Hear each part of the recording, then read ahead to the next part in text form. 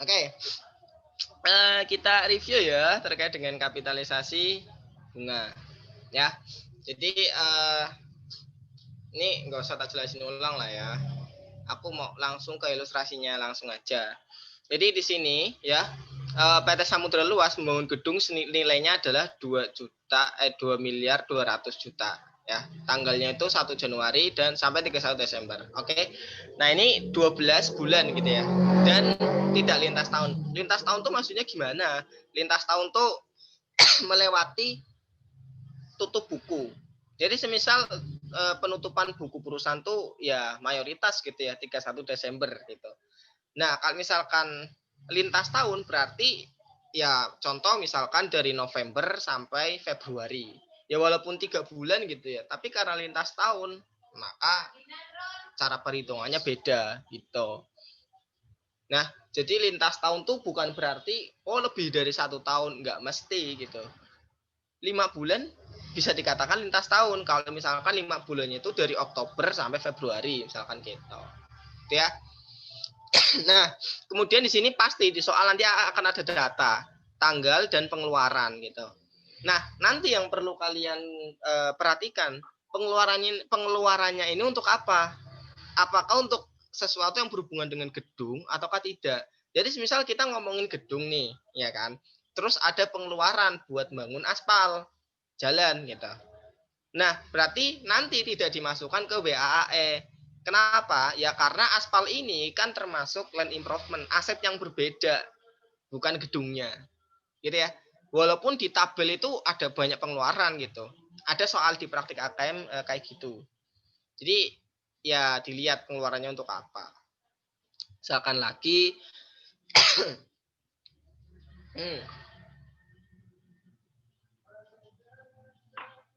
misalkan untuk ini pagar gitu ya.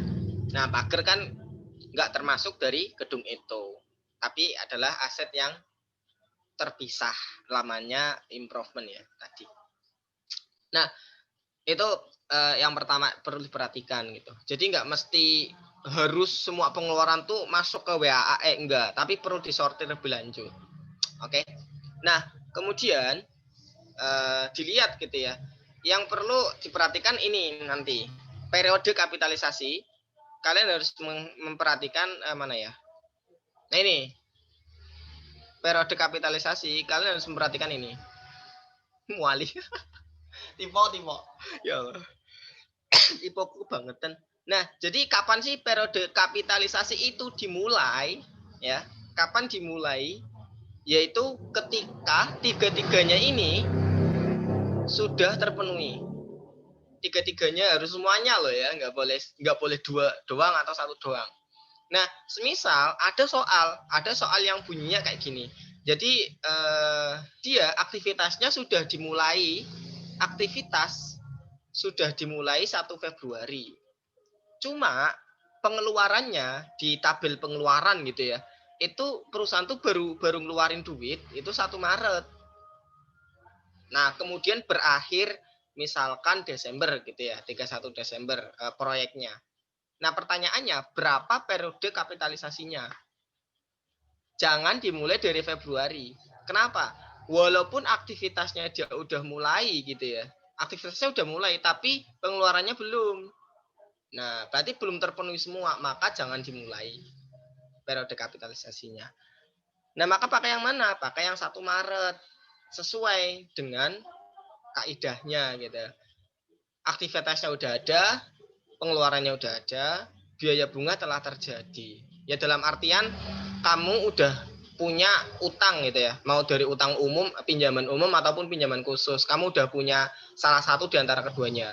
Tapi kalau misalkan kamu nggak punya utang apapun gitu ya, ya perusahaanmu nggak punya utang lah ya, nggak punya pinjaman, dan kamu bangun gedung dengan cash murni ya, yang emang lu punya gitu, cash yang emang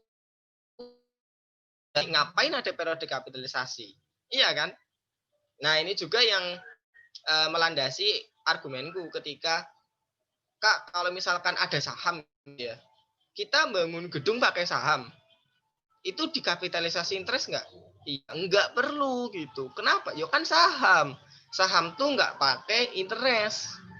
Nah, jadi kalau ada penerbitan saham yang enggak masuk nanti WAE-nya. Itu. Jadi tahunku tuh ada perdebatan itu ya di kalangan dosen. Ada yang bilang masuk, ada yang enggak gitu. Tapi aku lebih prefer enggak masuk. Kenapa? Karena logiknya gitu. Ini kan kapitalisasi interest, namanya juga interest. Interest nih ada di mana? Ya, ada di utang. Nah, kalau saham, kita bangun gedung pakai saham. Ya ngapain di interest kan dimasukkan ke ini WAE. Judul WAE-nya aja WAE pinjaman umum gitu ya. Pinjaman, di situ judulnya itu pinjaman gitu. Itu sih yang melandasi. Tapi walaupun memang ada dosen yang berpendapat oh itu tetap masuk. Ya kan pengeluaran gitu ya. Namanya juga namanya juga expenditure gitu ya. Pengeluaran berarti kita harus masukkan itu. Wah, pusing. Serah pakai yang mana, tanya dosen sendiri gitu ya. Oke. Nah, ini perlu diperhatikan 3 komponen ini. Kemudian tadi udah ya. Nah, terus ada pinjaman umum dan pinjaman khusus. Pinjaman khusus nih, pinjaman khusus. Kemudian ada hasil bunga. Hasil bunga ini maksudnya gimana? Kan kamu minjem 700 juta gitu ya. Kamu minjem 700 juta tapi kan nggak langsung dikeluarkan hari itu juga 700 juta. Ya ini lihat aja, dikeluarin dulu 200 juta di 1 Januari. Istilahnya itu kayak nyipil lah ya, nyicil pengeluaran itu bertahap, enggak glotak langsung 700 juta enggak. Nah makanya pastikan ada cash sisa gitu ya. Kayak ini kan baru dikeluarkan 200 juta, dipakai 700 iya, saldonya 700 juta, dikeluarkan 200 juta, kan sisa 500 juta. Nah, konsepnya adalah 500 juta ini nanti didepositokan atau dibelikan investasi jangka pendek atau dibelikan SUN gitu ya. SPN yang memang lancar gitu. Likuiditasnya tuh lancar. Supaya apa? Supaya dapat return berupa duit gitu ya, duit return. Returnnya ini dinamakan sebagai hasil bunga. Nah, ini dinamakan hasil bunga. Berarti bisa disimpulkan dia didepositokan. Jadi uang sisa itu ditaruh di bank, gampangnya gitu. Terus dapat bunga interest revenue senilai 20 juta. Nah, interest revenue ini nanti boleh mengurangi kapitalisasi interest. Khusus untuk yang pinjaman khusus. Jadi spesialis untuk pinjaman khusus. Kalau ada interest revenue dari pinjaman umum, boleh nggak? Nggak boleh. Gitu ya.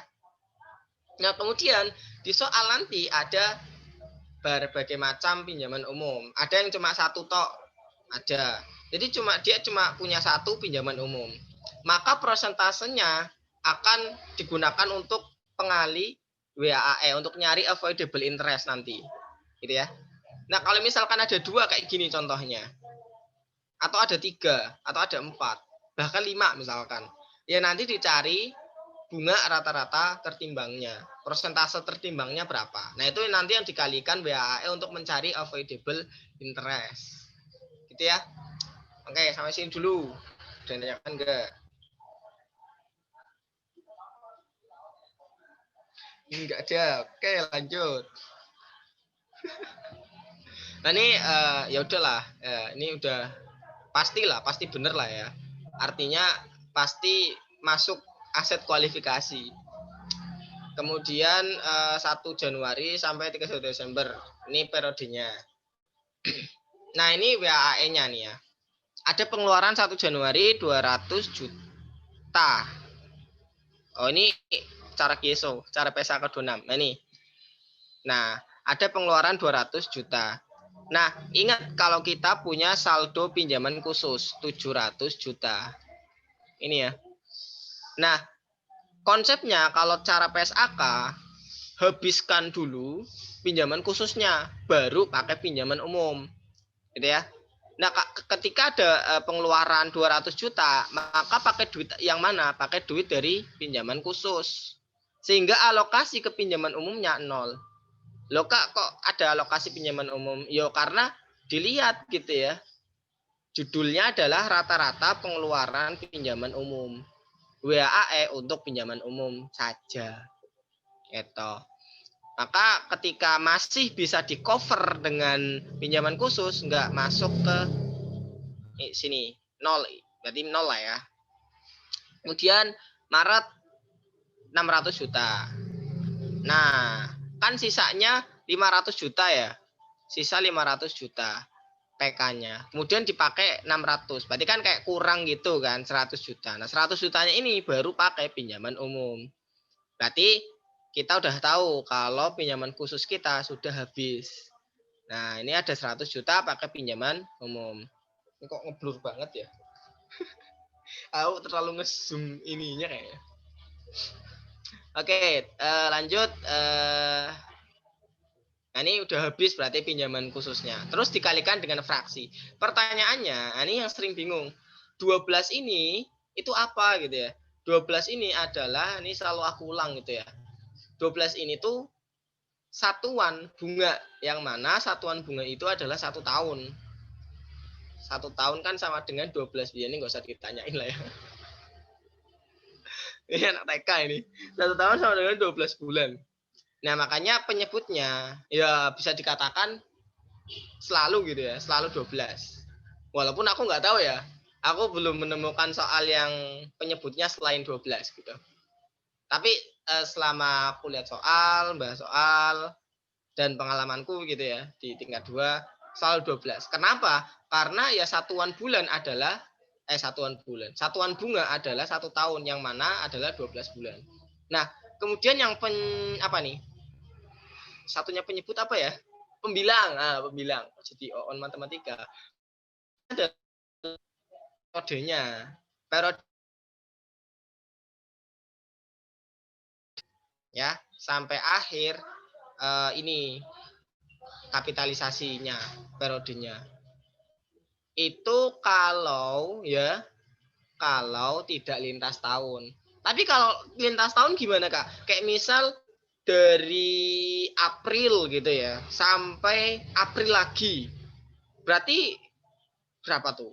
Nah, itu nanti dibagi 2 gitu ya. Nanti tak bahas deh. Intinya adalah dibagi 2. Kamu ngitung dari April sampai Desember dulu, sampai tutup buku.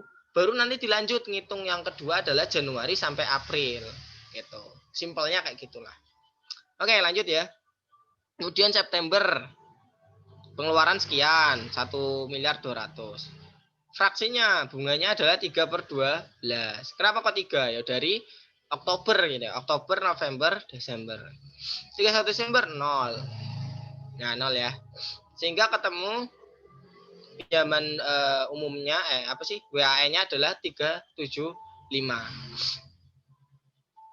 Kemudian ini cara mencari rata-rata tertimbang.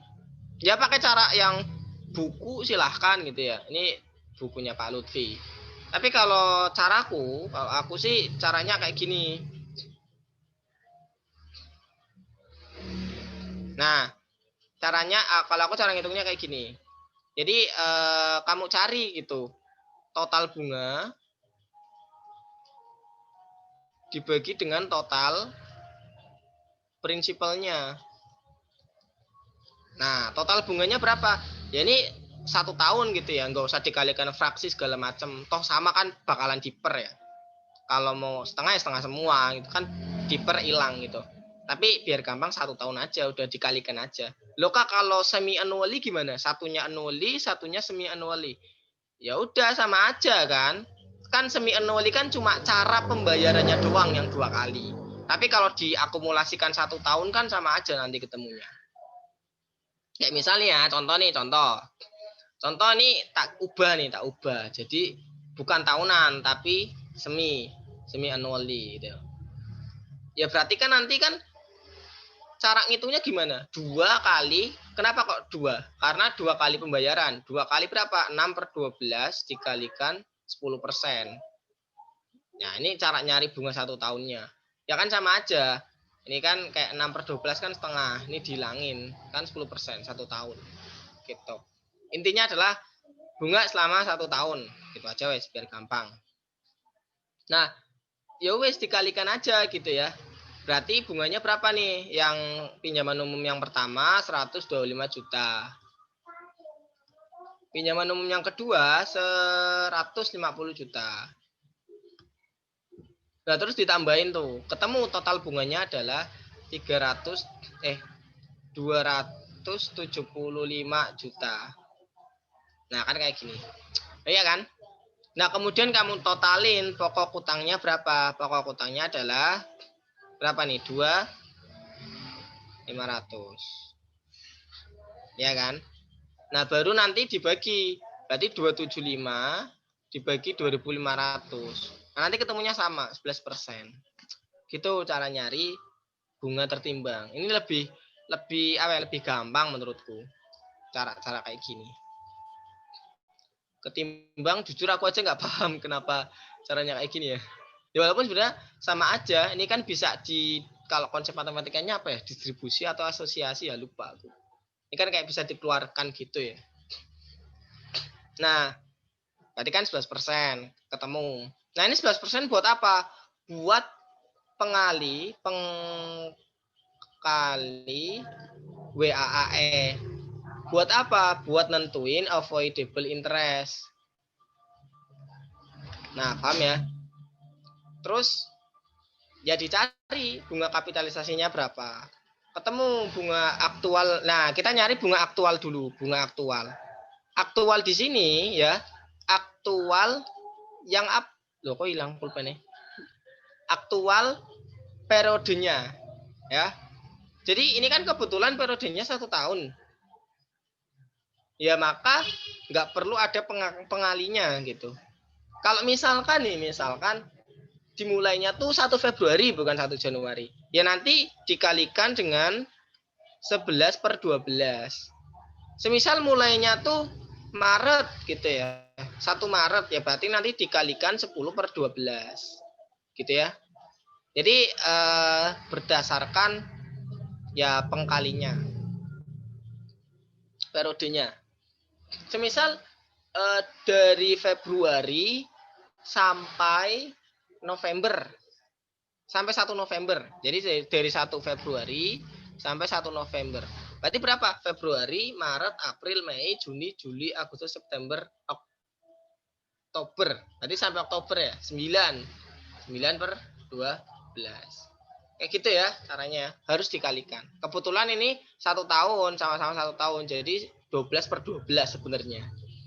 Sama juga dengan kapitalisasi pinjaman umumnya. Untuk pinjaman umumnya juga sama. Untuk aktualnya juga sama. 125 ditambah 150 ketemu 275. Nah ini yang dibandingkan kalau PSAK 26 adalah pinjaman umumnya. Jadi dibandingkan tuh antara aktual dengan avoidable. Dipilih yang lebih kecil. Ini yang lebih kecil. Ini ya. Nah terus untuk pinjaman khusus dia kan ada penghasilan investasi ya atau interest revenue. Nah, itu nanti boleh dijadikan sebagai pengurang. 70 juta dikurangi 20 juta. Ketemunya adalah 50 juta. Sehingga nanti total yang dikapitalisasikan adalah 91.250.000. Oke ya, sampai sini ada yang tanyakan? Kak mau tanya. Yo. Kalau semisal nanti bunga aktualnya itu lebih kecil daripada WAE dikali tarif itu, nanti yang tetap dipakai itu apa Kak? Yang dipakai aktualnya berarti. Yang paling rendah. Iya. Jadi misalkan ini 41 nih ya, 41. Ternyata bunga aktualnya tuh 30. Berarti pakai bunga aktual. Ada soal kayak gitu. Pakainya bunga aktual. Gitu ya. Oke, ada yang tanya lagi? Oke, makasih Kak. Kayaknya tadi ada yang kakak deh, kayak cowok gitu. Oh, enggak ada. Perasaanku aja, men. Oke, ini jurnalnya. Yang perlu diperhatikan, ini konsep banget sih. Artinya konsep apa ya? Konsep bunga gitu. Bunga secara umum gitu. Ini nanti di sini. Jangan sampai nanti kalian salah paham gitu ya. Oke, nanti tak jelasin deh. Berarti kan 1 Januari ada pengeluaran 200 ya, jurnal, building pada cash, atau biasanya pakai construction in process. Kalau di Akpem ada juga kayak gini, namanya konstruksi dalam pembangunan. Nanti di Akpem 2 apa ya kalian ketemu. Nah, terus ini juga sama 31 Maret 600 juta. Pokoknya building pada cash, building pada cash. Pokoknya yang pengeluaran berkaitan dengan building ya building pada cash. Nah, kemudian pengeluaran terkait dengan bunga. Nah, ini ya. Bunga ini adalah ya sebenarnya nih ya, sebenarnya adalah jurnal 345. Jurnal yang memang kamu keluarkan untuk apa? Ya untuk kamu bayar bunga ke pihak ketiga. Jadi ini sebenarnya nih ya, sebenarnya ini nggak ada kaitannya dengan bunga aktual yang tadi kita bahas tadi ya. Yang ini sebenarnya nggak ada kaitannya dengan ini. Kebetulan aja nilainya sama. 275 tambah 70 ketemunya 345. Kebetulan aja sama-sama periodenya 1 tahun dari 1 Januari sampai Desember, pinjamannya juga dari 1 Januari sampai Desember. Kebetulan aja sama ya. Tapi sebenarnya nggak ada kaitannya dengan perhitungan ini. Sebenarnya nggak ada kaitannya. Karena ini nanti di contoh di pinjaman khusus ini ya. Nanti di contoh di kapitalisasi lintas tahun akan berbeda. Nanti tak kasih tahu. Intinya adalah yang perlu kalian tanamkan, ini tuh sebenarnya nggak ada kaitannya dengan bunga aktualnya. Jadi semisal ini bunga aktual pinjaman khusus itu kan nanti dikalikan dengan periode kapitalisasi, ya kan? Semisal periode kapitalisasinya bukan 1 tahun nih, bukan 12 bulan, tapi 10 bulan. Ya, berarti kan di sini 10 per 12 dikalikan 10 per 12. Ini juga nanti dikalikan 10 per 12. Walaupun tetap aja yang dipakai WAE sih gitu ya. Yang WAE dikalikan 10 per 12 atau enggak? Ya enggak usah. Kenapa? Ya karena WAE itu udah dikalikan di sini. Pengkalinya udah di sini. Ya. Jadi jangan sampai loh Kak, kok WAE enggak dikalikan dengan 10 per 12? Ada yang pernah tanya kayak gitu. Ya nggak usah karena ya udah kita kalikan di perhitungan awal. Jadi untuk aktualnya aja. Automatically kan kalau misalkan periodenya cuma 10 bulan, 70 jutanya berubah kan, bukan 70 juta, ya kan? Termasuk juga bunga aktual ini bukan 275 juta. Intinya adalah lebih kecil. Ya, berapalah? Anggap aja 300 juta deh, anggap aja 300 juta. Maka kalian kalau menulis di sini 300 juta salah. Sebenarnya salah. Kenapa? Ya karena aku bilang tadi di awal, nggak ada kaitannya dengan perhitungan bunga aktual. Karena ini adalah ya real bunga yang memang kalian bayarkan ke pihak ketiga. Ya nggak ada kaitannya gitu ya. Bunga ya utangmu berapa, bunganya berapa yang kamu catat itu. Itu ya, paham ya maksudnya? Semoga paham. Nah, kemudian ada pendapatan cash pada interest revenue. Itu ya. Jadi semisal tadi ini tak ulang nih ya. Periode kapitalisasinya 10 bulan, tapi minjemnya tuh dari 1 Januari. Jadi periode kapitalisasinya gampangnya itu misalkan mulai Maret gitu ya, 1 Maret, berarti kan 10 bulan. Tapi dia udah minjem 1 Januari. Otomatis kan udah jalan kan. Antara ini kan selisih 2 bulan. Nah, ini tetap dikenai bunga, gampangnya gitulah. Ini konsep interest sih sebenarnya. Jadi nanti walaupun 10 per 12 periodenya 10 bulan, tetap jurnalnya adalah interest expense-nya tetap 345. Tetap gitu, nggak berubah. Ya iya, karena tidak ada kaitannya dengan perhitungan itu. Sekali lagi ya, aku ulang-ulang. Kebetulan aja sama-sama 1 tahun. Oke, lanjut ya. Nah, lanjut cash pada interest revenue. Tadi ada hasil investasi. Terus, nah ini jurnal kapitalisasinya tuh kayak gini. Jadi kalau misalkan ada interest revenue, ya, kalau misalkan ada interest revenue, ya kamu hilangkan dulu interest revenue-nya. Kamu tutup dulu. Berarti interest revenue ditutup, di debit 20 juta. Nah, kemudian yang dikapitalisasi berapa? Kan kamu udah ngitung ya. Ini ya. 91.250 kamu udah ngitung. Nah, ini total yang akan ditambahkan ke gedungnya, ke buildingnya. Sisanya, sisanya kamu tulis saja interest expense 111. Biar balance aja gitu ya. Oke, sampai sini ada yang tanyakan?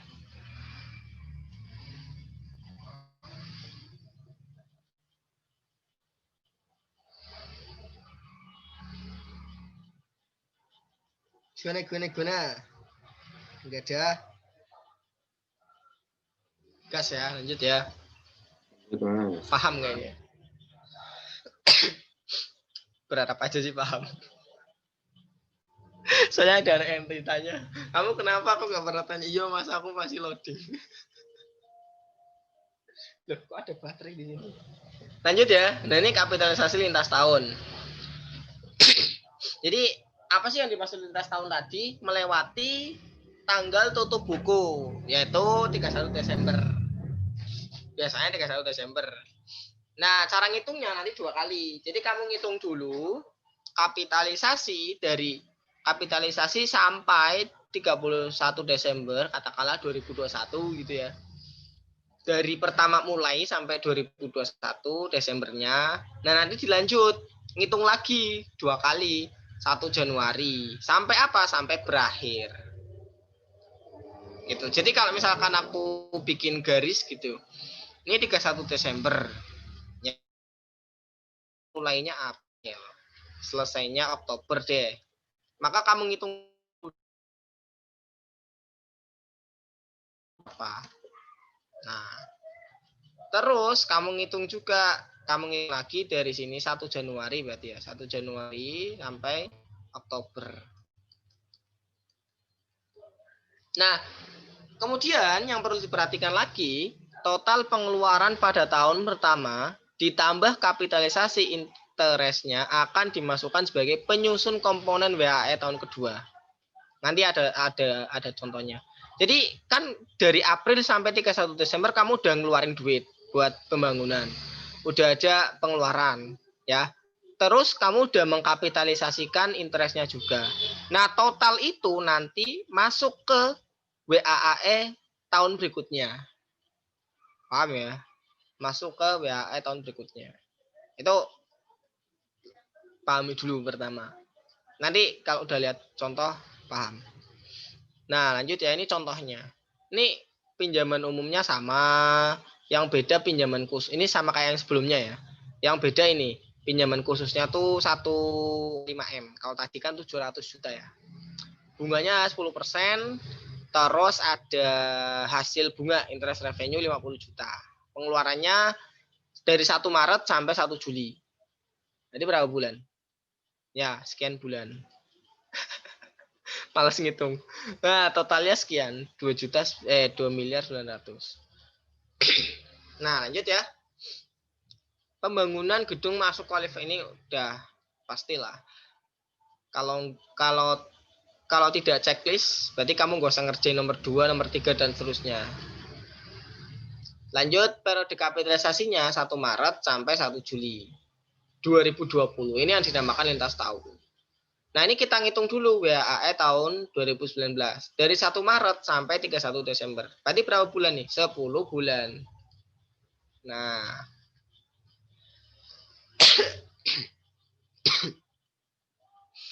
Nah, ini kenapa 0? Karena masih bisa pakai pinjaman umum. Masih bisa pakai pinjaman khusus. Itu ya. Pinjaman khususnya kan 1,5M. Sisanya berapa? Sisanya 900. Nah, terus dipakai 600. Nah, sisanya berapa? Sisanya 2, enggak. Gimana sih? Gini bentar. Oh, 1,5. Jadi sisanya 1,2 berarti. Abaikan aja lah, abaikan ini. Malah bikin bingung. Jadi awalnya kan 1,5M. Dipakai 300 juta, berarti tinggal 1,2M. Terus dipakai 600 juta, berarti tinggal berapa? 600 juta. Ya. Bener gak sih? Bener ya? Nah, kemudian dipakai 1,2 M. Loh, kita cuma punya 600 juta. Nah, maka 600 juta sisanya pakai apa? Pakai pinjaman umum. Nah, mulai pakai kapan? 1 Desember. Tadi cuma 1 bulan tok. 1/12. Ya. 50 juta WAAE-nya. Ini WAAE. Nah, ini total pengeluaran. Nah, yang tadi konsepnya, yang ini, yang awal, total pengeluaran tahun pertama plus kapitalisasi. Berarti nanti yang ini 2 miliar 100 juta ditambahkan dengan kapitalisasi aset kapitalisasi interestnya nanti akan menambah apa? WAAE yang tahun berikutnya. Nanti tahulah nambahnya gimana gitu ya. Lanjut ya. Rata-rata tertimbangnya sama ya kayak yang tadi. Nah, ini cara ngitungnya. Ini kan dikalikan dengan 10/12. Kenapa? Karena dari Maret. Oke. Tapi pinjaman umumnya pinjaman khususnya dari mana? Pinjaman khususnya dari Maret juga. Bukan dari Maret juga. Terus pinjaman umum. Nah, ini 10/12 juga. Ini dibandingkan nanti. Ya. Nah, ini yang tadi aku bilang, yang jurnal interest expense ya. Jurnal interest expense nanti nggak ada kaitannya dengan penghitungan bunga aktual ini. Nah, jadi jurnal interest expense-nya nanti interest expense pada cash. Ini tak pisah ya. Pinjaman khususnya 125 juta. Kenapa? Ya karena dia pertama kali minjem 1 Maret. Kalau misalkan dia pertama kali minjemnya 1 Januari, bukan 125 juta berarti nilainya. Berapa? Ya 150 juta. 10% dikalikan 1,5 M. Ya ini kalau misal dari 1 Januari minjemnya. Kebetulan kan minjemnya sama dengan periode kapitalisasi, yaitu 1 Maret. Paham ya? Ini jurnal untuk interest expense pinjaman khusus. Dipisah nggak apa-apa biar logikanya masuk. 125 juta. Nah, untuk pinjaman umum, interest expense pada cash. Nah, jangan masukkan yang ini. Kamu berarti salah kalau masukkan yang ini. Masukkan yang mana? Yang ini.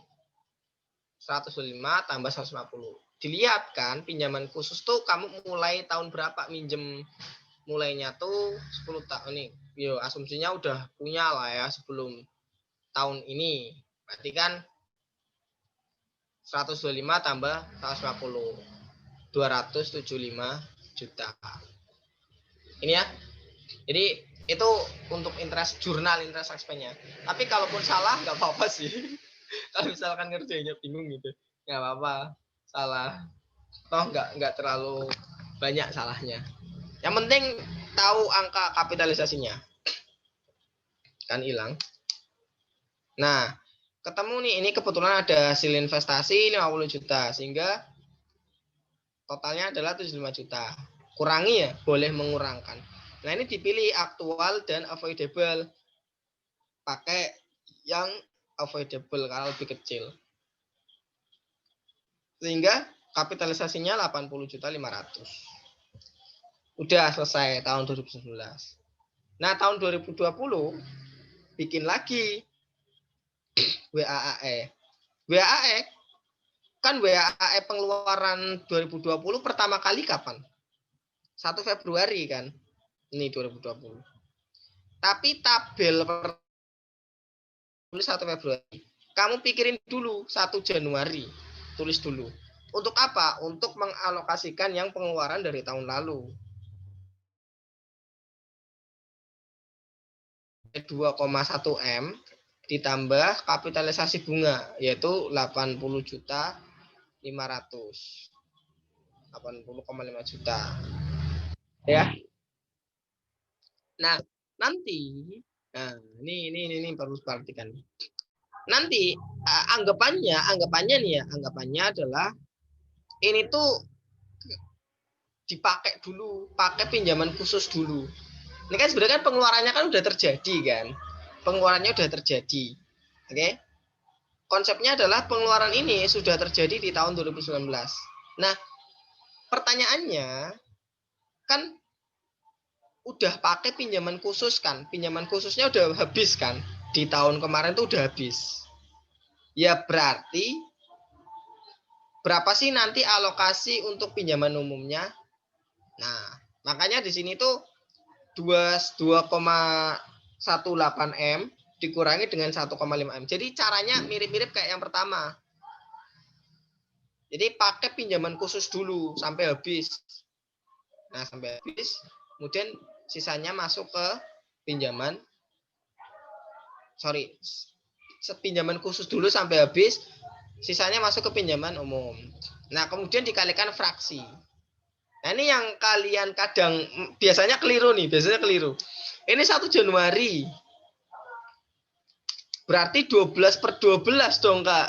Nah, kalian keliru. Kenapa? Karena sampai Desember kalian hitungnya. Padahal periode kapitalisasi berakhir 1 Juli. Gitu ya. Kalau berakhir 1 Juli, ya wis berarti kamu ngitungnya sampai sini aja. Kebiasaan. Terus ya kebanyakan juga yang gampang-gampang tuh sampai Desember. Maka ya berarti 1 Januari, tadi Januari, Februari, Maret, April, Mei, Juni, sampai situ saja. Jangan bablas Juli, jangan. Berarti hanya 6/12. 340 juta. Kemudian Februari, pengeluaran 600 juta. Alokasi pinjaman umum sekian. 5/12. Ini 1 Juli, kan udah berakhir ya. Makanya 0. Jangan kamu tulis 6/12. Juli, Agustus, September, bablas berarti.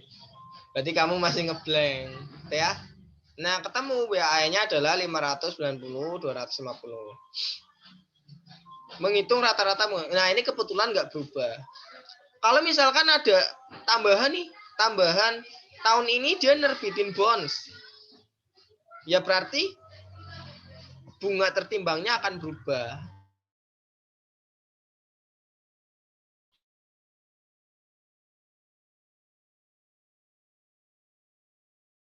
Dilunasin ternyata satu utang pinjaman umum udah dilunasin misalkan gitu. Ya berarti berubah juga gitu. Ini kebetulan nggak berubah. Nah, kemudian menentukan kapitalisasi interest. 10% dikalikan 6/12. Kenapa 6/12? Ya, karena periodenya ada sampai Juli 1 Juli itu ya. Dari 1 Januari sampai 1 Juli. Kan 6/12. Dikalikan 1,5 M. 75 juta. Nggak ada hasil investasi. Ini. Terus ini, loh ini kenapa 62,5 juta? Loh Kak, kok ini kenapa nggak dikalikan 6/12? Ya ini sebetulnya udah net ya. Si yang bikin jawaban Pak Lutfi itu udah langsung dikalikan 6/12. Ini kan harusnya kan 1 tahunnya itu 125 juta. 100 berapa tadi lu? 120 juta. Ya nggak sih? Berapa sih? 125 juta. Ya. Awalnya kan 125 juta. 6 dikalikan 6/12 kan ketemunya 62,5 juta. Terus yang ini 150 juta dikalikan 6/12. Jadi langsung dia dinetkan ketemu 137 juta. Terus lanjut WAE kali tertimbangnya atau avoidable interest. Ini nama lainnya tuh avoidable interest.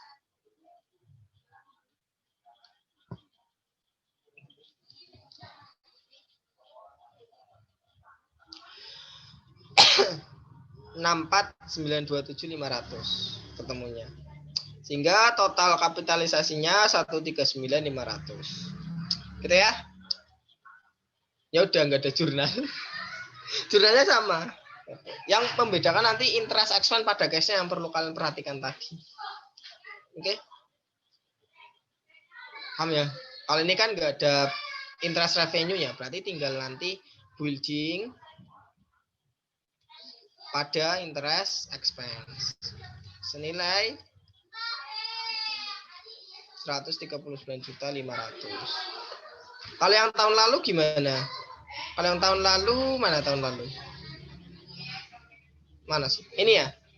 Nah, kalau yang ini kan kebetulan ada interest revenue ya. Maka dihilangkan dulu interest revenue-nya. Berarti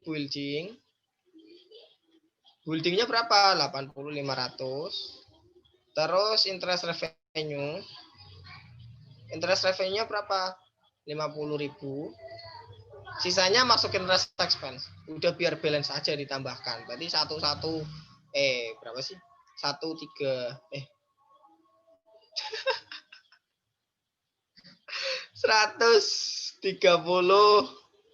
juta. Iya. 5 juta. Ya itulah ya. Ya itulah. Nggak tahu, lupa. Nggak tahu, nggak bisa menjumlahkan awang-awangan sekarang. Jadi on di sana. Itu ya. Nanti terus expense-nya sini. Oke. Oke, selesai. Ada yang tanyakan nggak kapitalisasi interest? Ini review yang kemarin. Dan ada tambahan yang lintas tahun itu.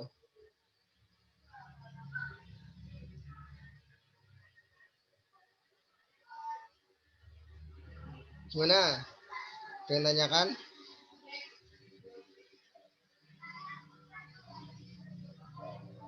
Lanjut ya.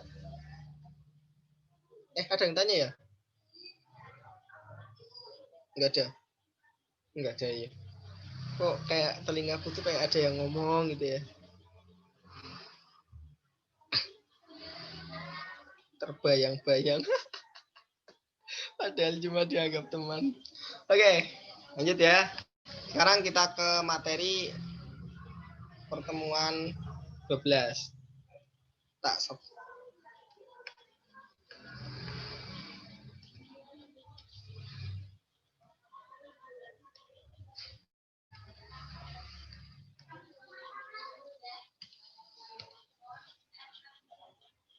Oke, bentar ya. Oh, ini ada yang ngechat. Ngechat apa?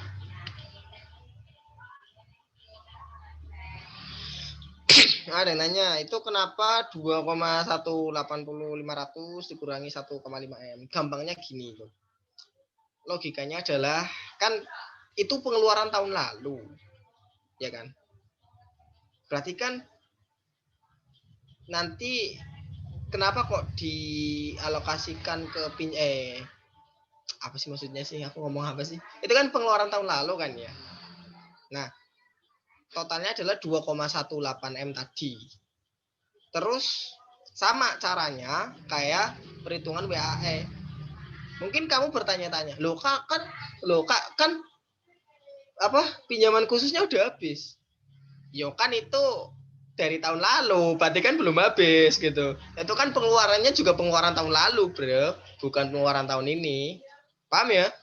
Jadi itu pengeluaran tahun lalu, istilah itu kayak kita pengen tahu historisnya lah, sejarahnya, kenang-kenangannya tuh kayak gimana. Jadi 2,185 tadi itu kan dari masa lalu, ya, dibawa ke saat ini. Nah, alokasinya kenapa kok dibawa ke masa ini, masih di bawah kenapa? Karena periodenya masih berjalan, periode kapitalisasinya masih berjalan. Paham ya? Nah, gitu ya. Oke. Lanjut. Kita ke pertemuan 12. Siapa tahu kalian udah bosan. Atau langsung nguas aja lah, Kak. Aku udah gak sabar. Pengen lulus.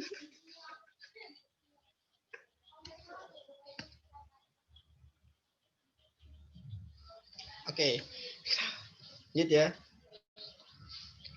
Temuan 12, fixed asset. Ini kebanyakan teori ya.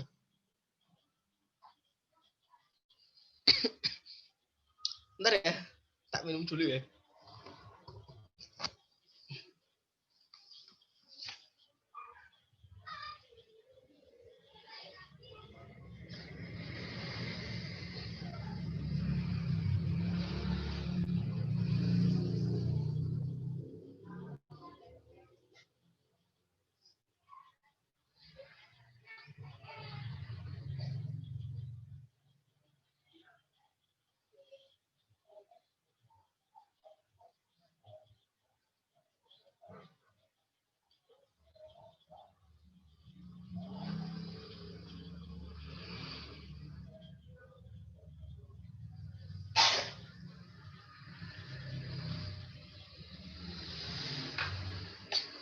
Yuk lanjut. Nah, pertemuan 12 ini kita akan bahas tentang isu perolehan dan penilaian. Loh kok enggak? Oh iya, belum. Apa sih? Almost time to restart. Nah, isu perolehan dan penilaian. Kemudian ada biaya setelah perolehan. Kemudian ada pelepasan. Pelepasan apa nih? Aku melepasmu. Enggak ya? Terus ada pelaporan aset tetap. Lupa aku belum nambahin ini pelaporan. Nah ini pelaporan gampang lah ya. Aku cuma sampai sini tadi. Sadar ada ini. Oke, nggak apa-apa. Lanjut ya. Isu perolehan dan penilaian ini ya contohnya ya berkaitan dengan misalkan kita beli gitu ya. Kita beli aset tetap. Terus nanti dapat diskon nih. Terus perlakuannya gimana?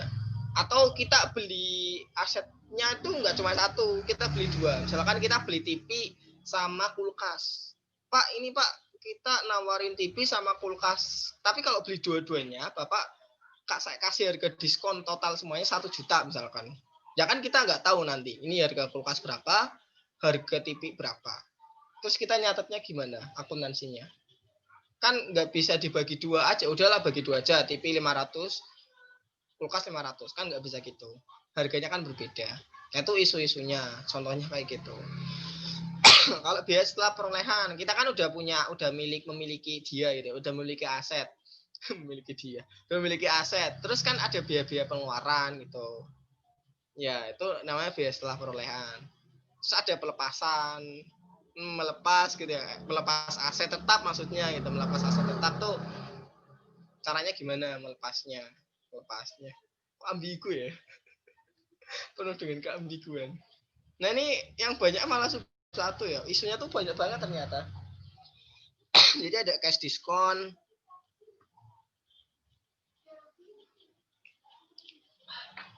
ada cash diskon ya. Ini kalau ada diskon gimana? Terus ada deferred payment contract. Jadi ya gampangnya kamu beli aset tapi pakai utang. Ngutang dulu, tapi ngutangnya tuh utang jangka panjang, bukan utang jangka pendek, enggak. Terus ada lamsam. Ini yang kayak tadi aku ngomong. Jadi kita beli banyak aset tapi harganya tuh satu kesatuan semuanya. Dan kita nggak tahu berapa sih alokasinya. Nah itu nanti dihitung. Terus ada perolehan aset melalui penerbitan saham. Jadi kita beli aset tapi pakai saham dengan nerbitin saham, ngasih saham ke yang ini, yang penjualnya. Terus ada pertukaran aset non moneter. Nah, ini ya tukeran gitu ya, kayak tukeran HP, tukeran kata sandi IG, apa sih gitu. Maksudnya kayak tukeran aset lah ya, tukeran aset sama aset. Aset non moneter ini maksudnya yang bukan uang, bukan keuangan. Jadi kan kalau kita nuker aset sama uang, itu kan definisinya jual beli, gitu ya. Aku nggak beli kok, aku cuma nuker sama apa sama uang, itu beli Bambang gitu ya. Itu definisinya jual beli, itu namanya aset moneter, duit yang ada hubungannya sama duit. Tapi kalau tukerannya aset sama aset, walaupun nanti ada mungkin tuker tambah gitu ya, tuker tambah, misalkan kita ngasih barang bekas buat dapat yang baru, tuker tambah. Walaupun ada cashnya, tetap disebut sebagai non moneter karena yang substansial adalah asetnya. Terus ada hibah dari pemerintah. Hibah ini kalau di Akpem seriusan ruwet. Masih nggak paham. Di Akpem juga kayaknya masih nggak paham dengan Akpem. Lanjut ya, kita ke bahasan yang pertama, cash diskon.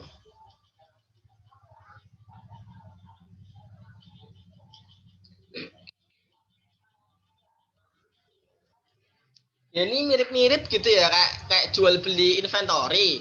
Ya mungkin ada 2/10 ya. Artinya kamu dapat diskon 2% kalau bayar 10 hari. Atau mungkin karena ini aset tetap nilainya gede gitu. Bisa jadi kamu saya kasih diskon 5%. 5 per 360. Berarti misalkan ini ngarang gitu ya. 5 per 360. Misalkan 5% jangka waktu 6 bulan berarti ya. Berapa bulan sih? Oh ini 1 tahun berarti. Banyak kan 180 hari misalkan. Nah, atau 6 bulan. Kalau dibayar dalam waktu 6 bulan. Nah, kan kita tahu kan ya, ada dua cara pencatatan ya.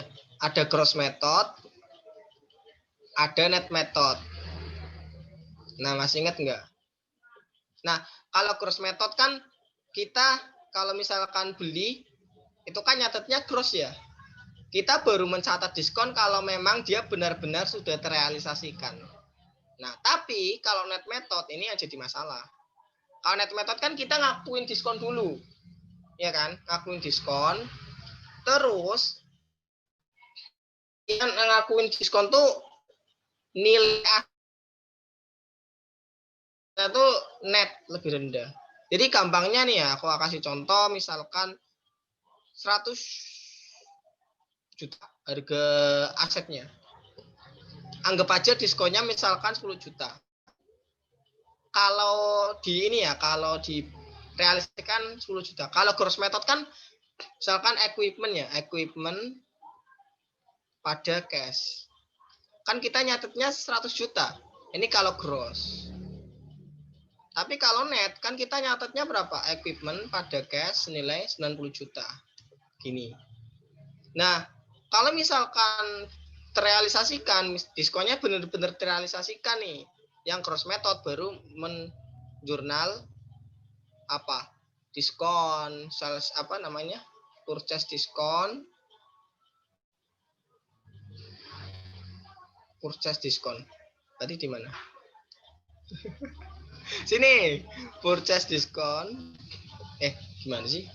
Lupa aku. Woi. Berarti kan kalau emang bener-bener jurnalnya gimana sih, kok aku jadi lupa. Ampun. Oh iya. Berarti ini kan bukan cash. Sorry. Sininya bukan cash, tapi AP, akun payable. Nah, misalkan gini ya. Terus kalau ngelunasin dapat diskon, berarti kan AP-nya lunas 100 juta. Terus cash-nya hanya 90 juta. Terus di sini ada purchase diskon 90 juta. Nah, kalau yang ini, kalau yang net method, kalau terrealisasikan kan jurnalnya sama ya, cuma AP pada cash doang 90 juta. Nah, artinya terrealisasikan. Nah, permasalahannya adalah kalau misalkan tidak terrealisasikan, semisal net method tuh nggak terrealisasikan, berarti kan dia seakan-akan ngakuin loss ya. Loss on purchase diskon cancelled atau apalah, lupa nama akunnya lah ya. Gampangnya tuh loss atas diskon yang gagal diraih gitu. Nah, terus AP pada cash. Jadi cashnya nanti 100 juta kita bayarnya. Lossnya 10 juta. Ini 90 juta. Nah, ini dipermasalahkan. Kenapa kok dipermasalahkan? Nah, ini kalau gross method nih. Kalau gross method dia pakai gross method terus nggak terrealisasikan diskonnya. Berarti kan dia nyatetnya cuma AP pada cash 100 juta. Nah, ini dipermasalahkan. Ada dua pendapat gitu ya. Menjadi pengurang nilai aset yang dibeli, jadi lebih murah baik diskon diambil ataupun tidak. Ini berarti nanti mengurangi nilai asetnya. Berarti jurnalnya bukan loss ataupun purchase diskon, tapi langsung mengurangi equipment-nya. Nah, tapi ada pendapat yang berbeda gitu ya. Cash diskon yang tidak diambil tidak selalu dianggap kerugian. Dalam artian yang ini, yang loss on purchase diskon yang dibatalkan itu. Intinya adalah, kenapa kok gitu? Ya bisa jadi apa ya, kalau kita pakai gross method, kita nggak nyatet rugi. Tapi kalau kita nyatet net method, kita malah nyatet rugi. Kan secara income statement dia berbeda gitu ya, berubah nanti. Nah, makanya kenapa kok pendapat yang kedua ini menentang ini. Jadi kalau ada loss itu tidak selalu dianggap kerugian, nggak dianggap kerugian. Kenapa? Ya karena perusahaan punya alasan. Alasannya apa? Semisal, ini kan 5% kalau kita bayar dalam jangka waktu 6 bulan. Nah, tapi kita bayarnya nanti-nantian aja 8 bulan misalkan gitu ya. Kenapa? Perusahaan punya alasan. Karena uangnya itu bisa diputar lagi buat bisnis misalkan, atau diputar lagi buat investasi. Bisnis atau investasi. Kalau kita muter pakai bisnis, kita bisa dapat 5% berapa sih? Kok 5% sih? 10% ya? Kan 100 juta ya? 100 juta berarti 10%. 10 jutanya 10 juta. 1%. Ya Allah, 1% ya. Kalau kita muter pakai bisnis, kita muter dengan investasi, kita bisa dapat return misalkan 20 juta. Atau kalau kita putar dengan bisnis, kita bisa dapat return 50 juta. Kan secara logis kan sebenarnya untung gitu ya. Kita untung karena tidak memilih menggunakan uang ini untuk membayar equipment-nya. Kita memilih untuk bayar nanti-nanti supaya bisa diputar dulu duitnya. Nah, makanya ini pendapat yang kedua. Jadi bisa jadi kalau mengambil diskon malam sih malah berdampak tidak baik bagi perusahaan. Ya, maksudnya kalau dia ngambil diskon dibayar kurang dari 6 bulan, dia nggak akan dapat ini yang lebih tinggi. Nah, berarti kan berdampak tidak baik. Maka dari itu pendapat ini menentang. Dan ini nggak keluar di soal, paling cuma teori. Belum pernah sih hitungan. Ya. Nah, lanjutnya adalah deferred payment. Ini aku ini pernah. Jadi kita beli aset tetap tapi pakai utang yang jangka panjang, bukan jangka pendek loh ya. Jangka panjang. Misalkan apa? Bonds payable, notes payable, mortgage payable. Pengukuran harga perolehan menggunakan present value utang jangka panjang. Jadi nanti pakai present value. Pakai rumus. Kalau bonds payable berarti kita cari prinsipalnya. Kita cari PV principal, kita cari PV interest, ya kan? Masih ingat ya, pakai rumus yang face amount per 1 plus I pangkat N. Terus yang PV interest itu berarti PMT atau bunganya 1 min 1 plus I pangkat N per I. Nah, kan kayak gini. Atau biasanya ada diketahui koma-komanya langsung di soal. Kalau nggak ada yang ngitung pakai ini. Notes payable mirip-mirip. Mortgage payable ini yang agak beda nih, mortgage payable. Dia ya nanti tak jelasin aja lah ya di lain waktu. Biar nyampe akhir kalau ada waktu sisa. Oke, mortgage payable nanti kalian coba browsing lah. Intinya adalah dia kayak kredit. Contohnya tuh kredit motor. Jadi bayarnya nyicil. Pokok utangnya bayar di akhir periode. Total di sana. Tapi kalau mortgage nggak dicicil, cicilan lah. Ngelunasinya cicil. Itu namanya mortgage. Sederhananya kayak gitu. Nah, nanti menggunakan present value. Jadi semisal ada bond 100 juta. Ya. Terus dengan kontraktual rate 10%. Terus jangka waktunya 5 tahun. Market rate-nya 9%. Berarti kamu ngitung aset tetap misalkan yang dibeli building. Berarti building ada bonds payable. Nilainya yang mana? Nilainya yang ini, dihitung pakai cara ini. Berarti bukan 100 juta, tapi ingat kontraktual rate lebih besar dari market rate. Berarti dia premi. Berarti lebih besar dari 100 juta. Ya, 100 sekian lah.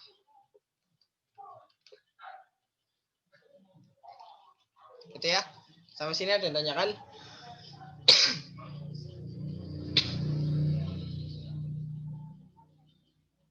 Lanjut ya.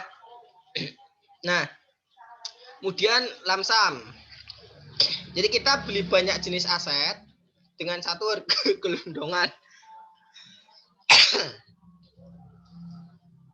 Nah, untuk mencari harga tiap-tiap aset harus dialokasikan. Jadi yang contohnya kayak tadi.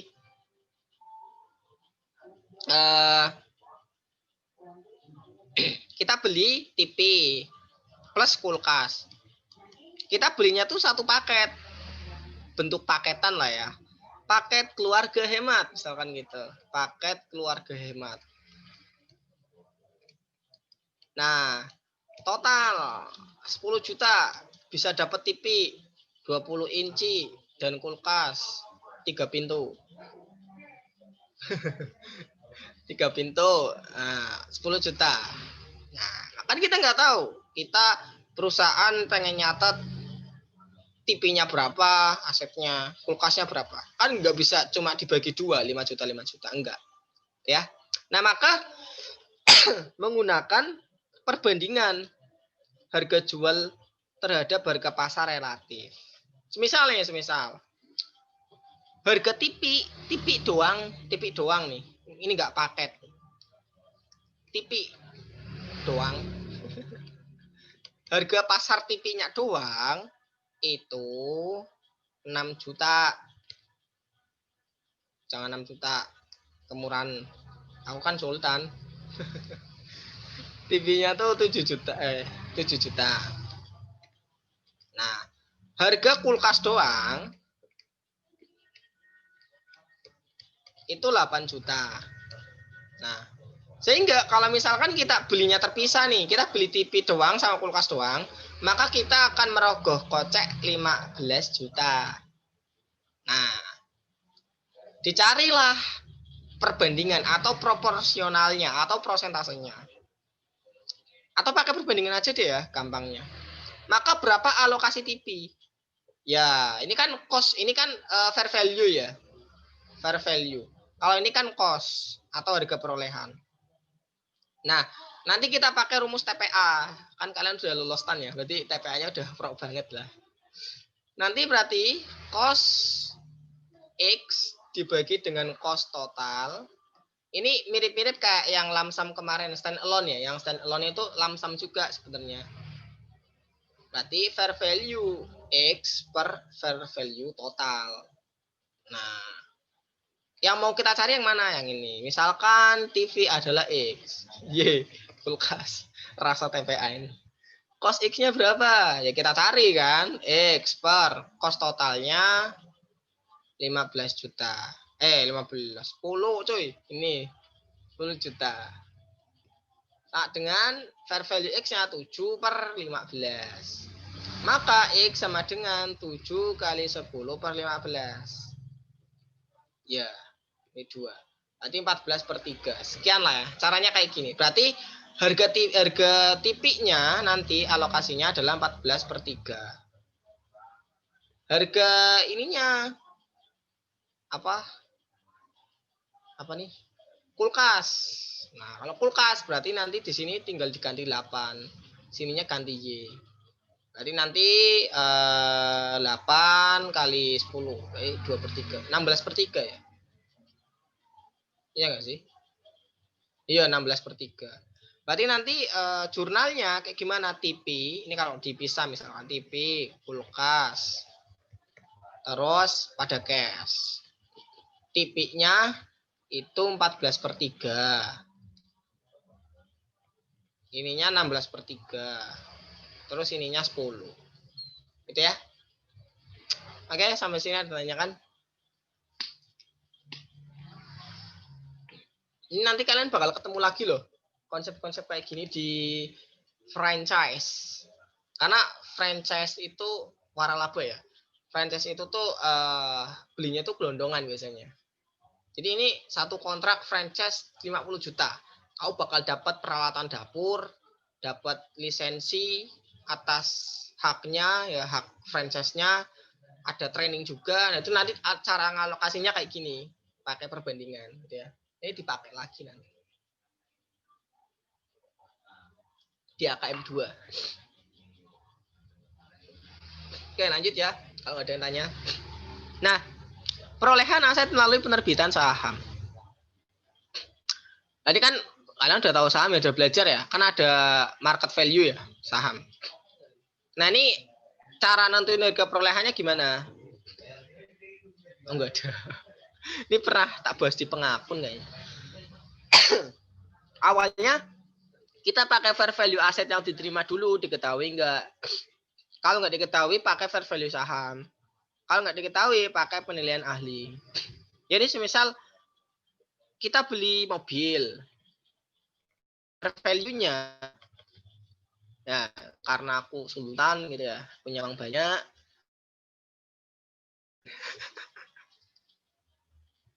ucapan kan doa ya. Selon 4, amin. Ya. Selon 2, selon 1, selon 0 lah, bolah. Malas jadi PNS. Berangkat 8 pulang jam. Iya. Lanjut, mobil fair value-nya 3 juta. Oh, 3 juta US dollar. 3 juta US dollar. Terus saham. Misalnya saham Facebook. Nah. Per lembarnya adalah 10.000. Terus market value atau market price-nya itu 40.000.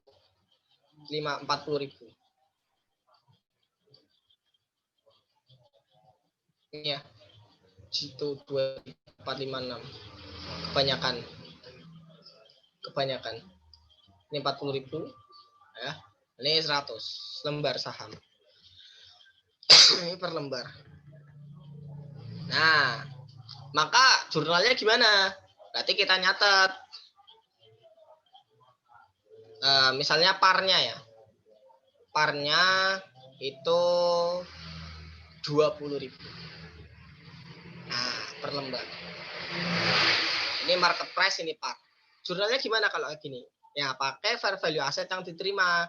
Mobil, berarti nanti jurnalnya mobil. Terus ada share capital ordinary, ada share premium ordinary. Mobilnya berapa? 3 juta.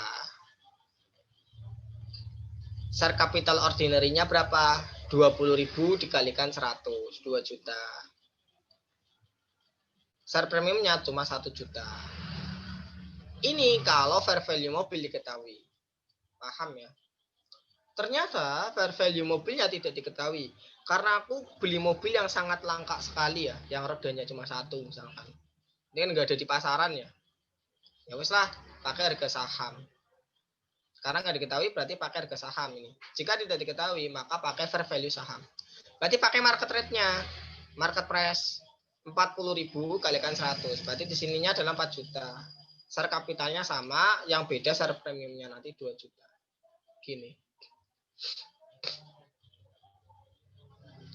Semisal, ini mobil ini tidak bisa dinilai. Sahamnya juga nggak ada nilai pasarnya. Terus gimana?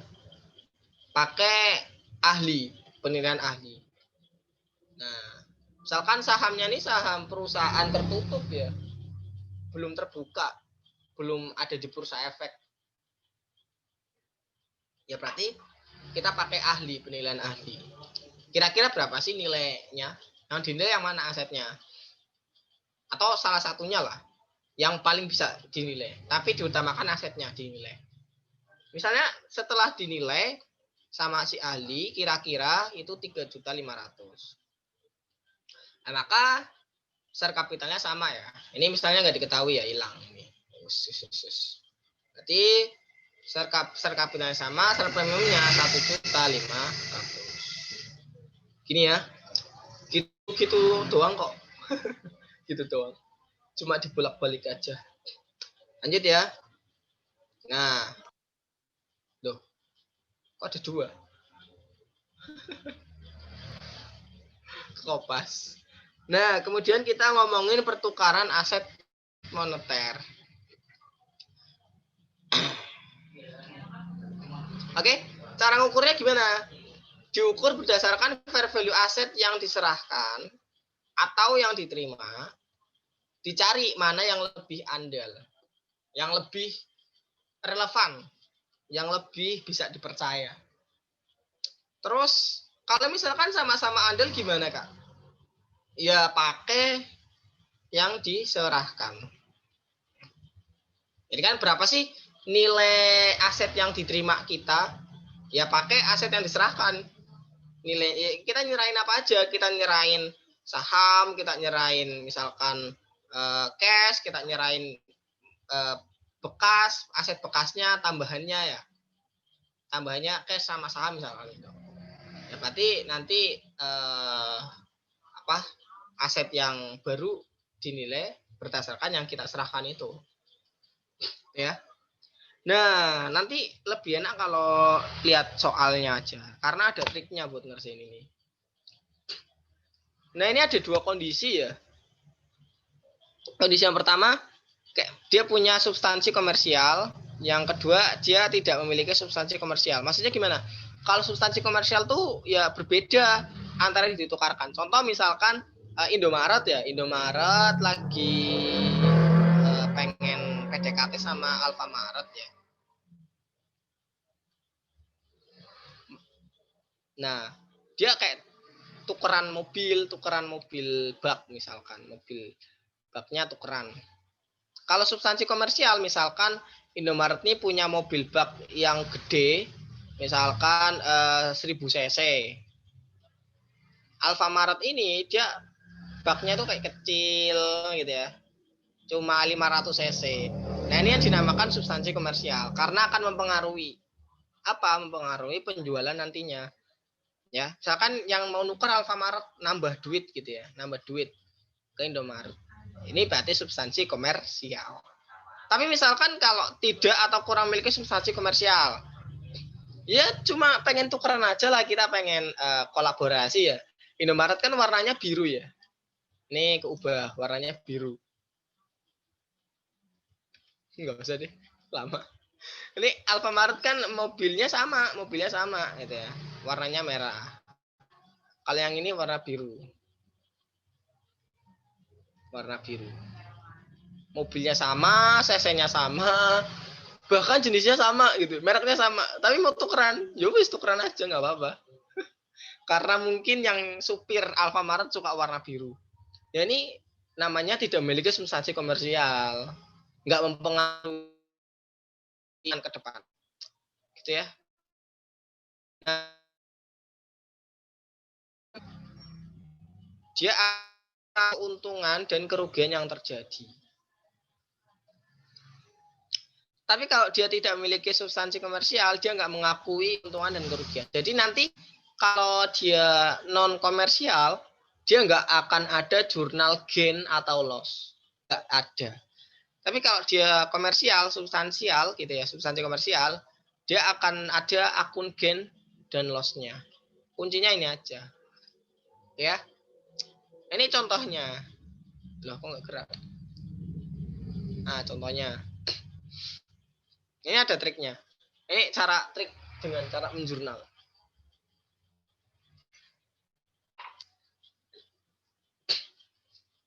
1 September 2019, Mobil Jaya menyerahkan 1 mobil bekas plus uang tunai kan untuk ditukarkan dengan sebuah mobil keluaran terbaru. Mobil bekas memiliki nilai buku sebesar 100 juta. Book value-nya 100 juta. Asalnya dari mana? Cost-nya 250, akumulasi penyusunannya 150. Terus berdasarkan informasi pasar, mobil bekas Mobil Jaya memiliki nilai wajar sebesar 80 juta. Nah, ini logikanya adalah kan kita punya book value ya. Kita punya book value 100 juta. Ternyata setelah dinilai fair value-nya adalah 80 juta. Berarti kita rugi. Rugi berapa? Rugi 20 juta. Nanti kita udah tahu nih, kita akan loss 20 juta. Ini kalau substansinya komersial. Oke. Adapun uang tunai diserahkan adalah 200 juta. Nah, pertanyaannya berapa sih harga mobil yang baru? Nah, tapi di sini kita udah tahu ya. Book value-nya sekian, cost lama sekian, akumulasi depresiasinya sekian. fair value sekian menghasilkan loss sekian. Jurnalnya ini triknya adalah aset yang baru yang diterima di jurnal paling terakhir. Cara jurnalnya paling terakhir. Angkanya merupakan angka sisanya saja. Ya udah biar balance aja gitu ya. Nah, ini caranya. Jadi nanti ini yang vehicle new jangan di jurnal dulu nanti akhir-akhir. Ini kalau substansi komersial. Ini kalau non. Kita bahas yang komersial dulu.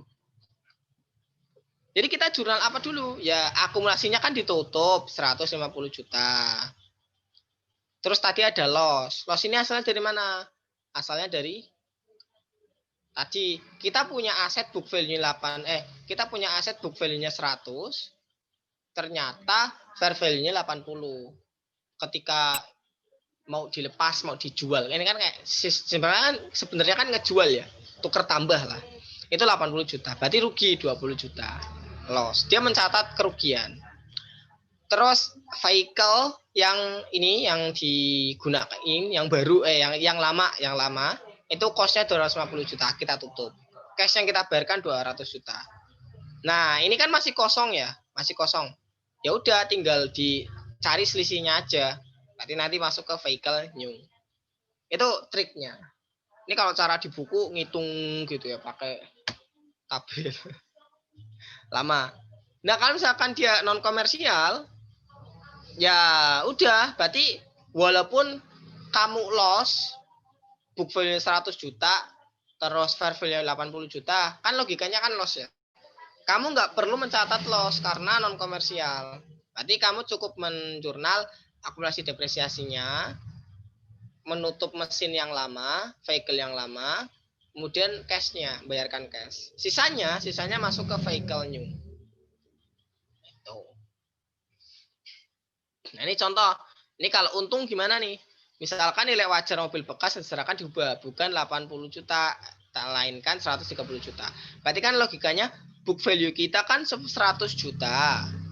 Ternyata fair value kita 130 juta. Berarti kan ada selisih keuntungan ya 30 juta.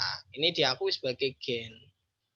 Akumulasinya ditutup sama vehicle-nya sama ditutup. Terus ada gain 30 juta. Cash-nya bayar 200 juta. Selisihnya masuk sini. Pokoknya ini di jurnal paling terakhir. Terus kalau non komersial ya berarti depresiasinya ditutup. Vehicle-nya 250 juta. Cash-nya 200 juta. Vehicle-nya sekian. Jadi kesimpulannya ya kalau non komersial mau dia untung atau rugi nilai vehicle-nya sama. Nih, dilihat nih. Kan sama tuh. Mau dia fair value-nya 80 atau fair value 130 itu enggak ada urusan. Tetap sama. Oke? Sampai sini ada yang tanya kan? Oh, ada yang tanya ya? Pura-pura aja tanya itu pura-pura enggak paham. Atau emang enggak paham bener.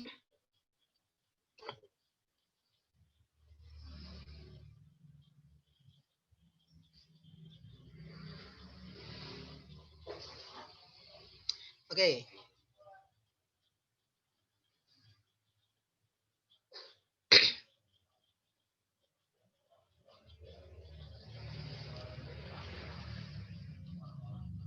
Lanjut. Hibah pemerintah. Hibah pemerintah nih ada dua pendekatan. Pendekatan ekuitas, pendekatan income. Pendapatan. Ini yang dipakai. Kalau yang dipakai ini harusnya sih kamu gak usah tanya yang ini. Terus Kak, pendekatan ekuitas gimana Kak? Aku pengen tahu Kak, aku penasaran, aku pengen belajar. Ya, gampangnya tuh hibah pemerintah ya. Nanti gampangnya hibah cash deh, hibah uang. BLT misalkan. BLT kan bantuan ya. Ya, gampangnya hibah lah ya. Cash. Nah, kan bingung kreditnya apa. Nah, ini ada dua kubu ya. Bisa RE atau cash, bisa revenue. Nah, ini pendekatan 1, pendekatan 2. Mana yang dipakai yang ini? Berarti kita mengakui revenue, pendekatan income, bukan RE. Oke? Pusing. Nah, pendekatan income dibagi dua lagi. Ada dua cara. Cara yang pertama, ini perhatikan. Hibah. Jadi mirip-mirip kayak unearned gitu, unearned gitu ya. Nanti unearned revenue ini diakui revenue-nya selama ya sampai berakhir. Bisa pakai garis lurus, bisa pakai effective interest method, serah nanti. Jadi kayak dialokasikan ya tiap tahun, bisa pakai strike line. Misal kita dapat cash, dapat hibah apa sih? Aset ya. Nah, berarti kita mengakui grand revenue. Grand revenue ini nanti akan disesuaikan. Tiap akhir tahun disesuaikan dalam kurung mengakui revenue. Dalam artian nanti jurnalnya divert grand revenue pada grand revenue. Ya mirip-mirip kayak unearned lah ya. Unearned revenue pada earned revenue itu nggak usah dibahas lagi lah. Udah hafal kalian harusnya. Nah, terus kalau misalkan cara yang kedua, dia tidak mencatat akun ini. Jadi nggak ada akun grand revenue. Loh kan terus gimana Kak? Dia nggak mengakui revenue. Dia mengakui revenue, tapi langsung dinetkan. Nah, langsung dinetkan. Nanti kita lihat aja soalnya. Maksudnya gimana sih langsung dinetkan ini? Nah, ini contoh soalnya. Jadi 1 Januari PT Kalmong membeli equipment seharga 2 juta. Ya, dia belinya 2 juta. Tapi dapat subsidi dari pemerintah 500.000. Berarti kan kita cuma ngeluarin 1.500.000 ya. Yang 500 itu dibayarin sama pemerintah. Masa manfaat 5 tahun. Nah, ini kalau cara satu, dia menjurnal akun divert grand revenue ya. Kemudian aset dicatat sebesar cost-nya. Jadi equipment nyatatnya berapa? 2 juta. Ya cost equipment-nya berapa yang dicatat? Yaitu 2 juta. Nah, cash-nya 1.500.000. Revenue-nya grand divert-nya, divert ini yang ditunda ya. Maksudnya mirip-mirip unearned lah. Itu 500 juta. Kalau cara yang kedua, dia tidak mencatat, dia tidak menjurnal divert. Tapi nilai asetnya lebih kecil. Dalam artian dia langsung menetkan, langsung mengurangi ya. Asetnya jadi lebih murah. Itu yang dimaksud net. Jadi equipment-nya bukan 2 juta, tapi 1.500.000. Loh Kak, terus income-nya di mana? Nah, income-nya nanti di sini. Hasilnya sama, efeknya sama. Kalau ini karena equipment-nya dicatat 2 juta, otomatis depresiasinya lebih besar. 2 juta dibagi 5 tahun, ketemunya 400.000. Nah, ini ya. Per tahunnya.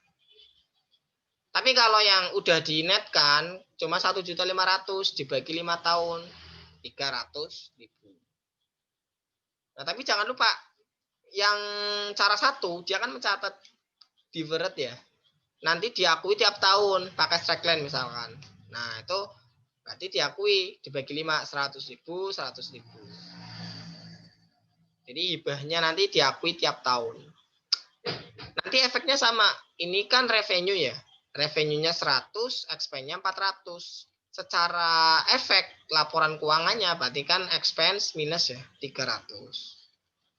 Efeknya sama. Kalau ini expense 300. Nah, ini dinamakan sebagai income approach. Ada cara satu, cara dua. Oke, sampai sini ada yang nanyakan?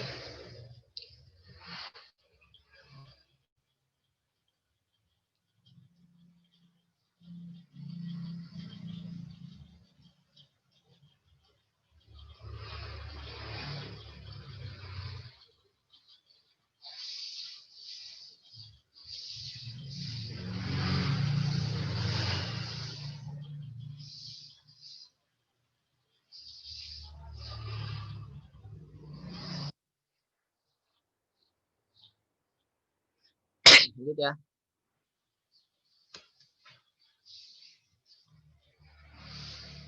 Oke, sekarang kita bahas biaya setelah perolehan. Gak ada yang tanya nih.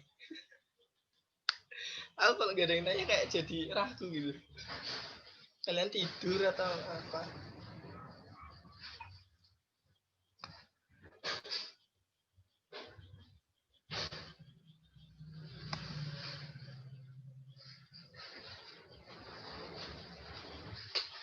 Kak Diveret tadi kan masih ditahan. Terus cara 2 itu kok langsung dikurangi? Ya kan dia nggak mengakui Diveret ya. Dia tidak menjurnal Diveret. Yang ini kan.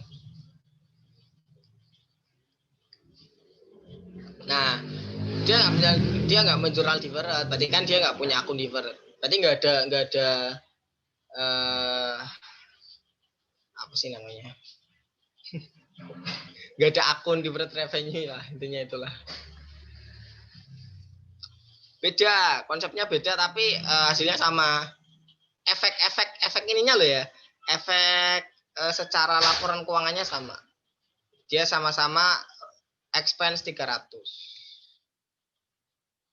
Cuma kalau di sini depresiasinya 400, revenue-nya 100. Tapi kalau ini nggak ada revenue, depresiasinya 300.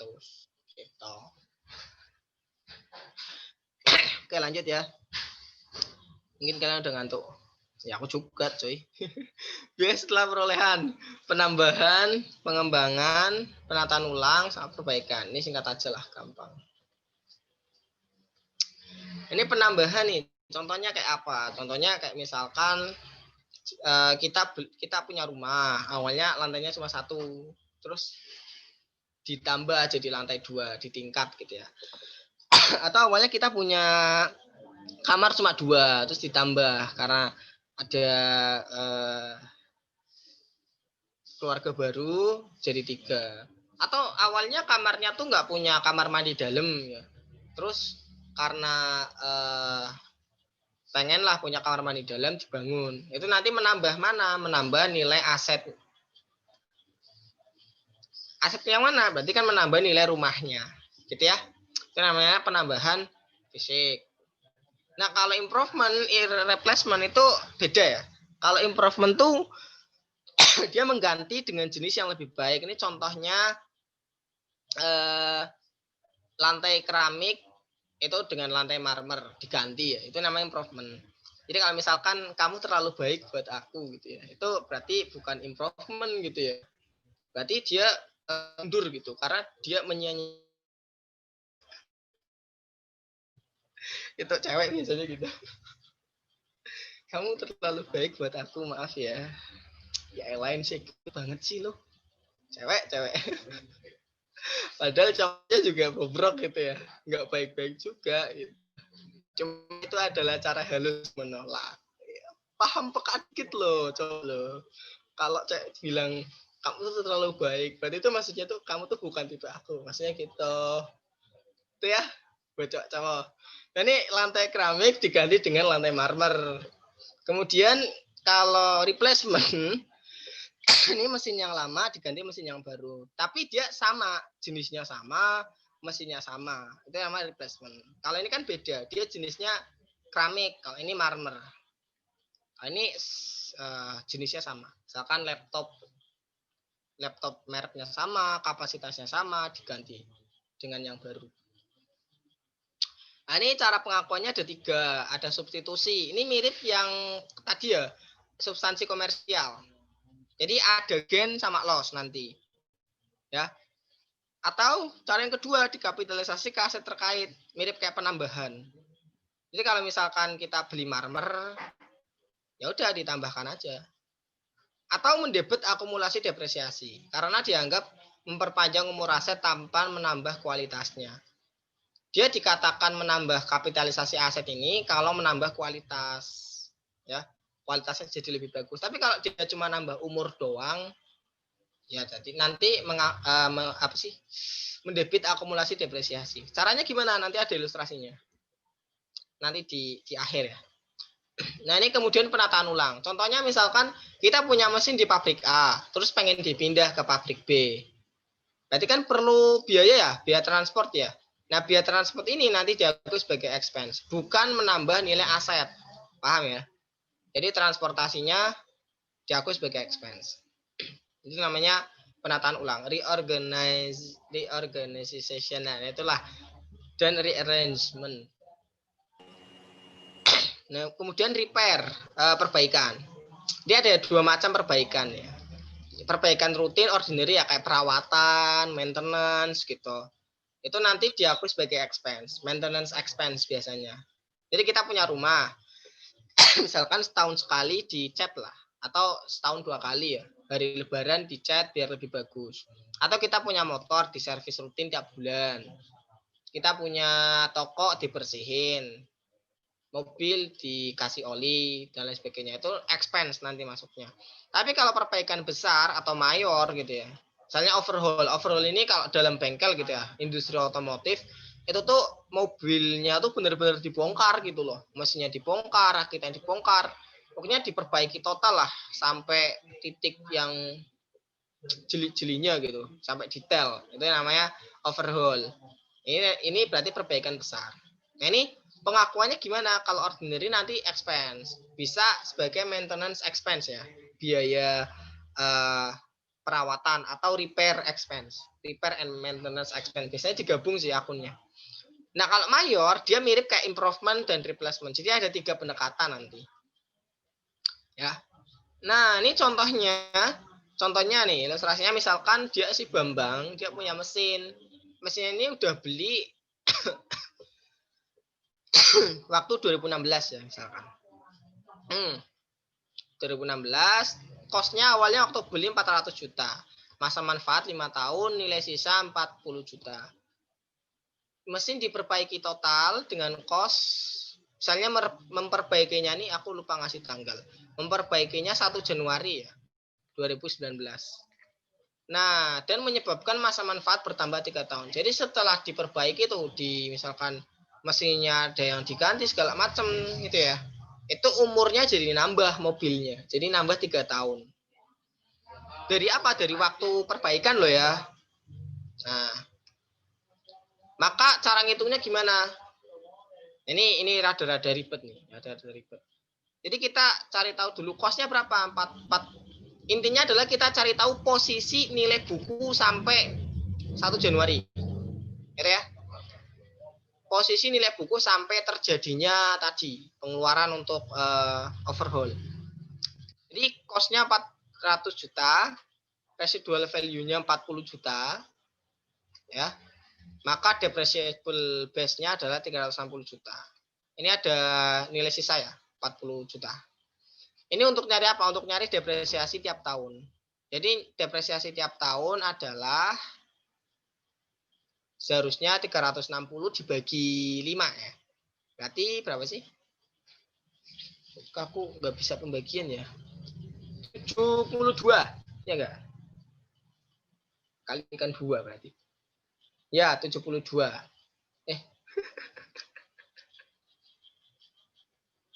Ya, 72.000. Tadi kan 72.000 tiap tahun ya.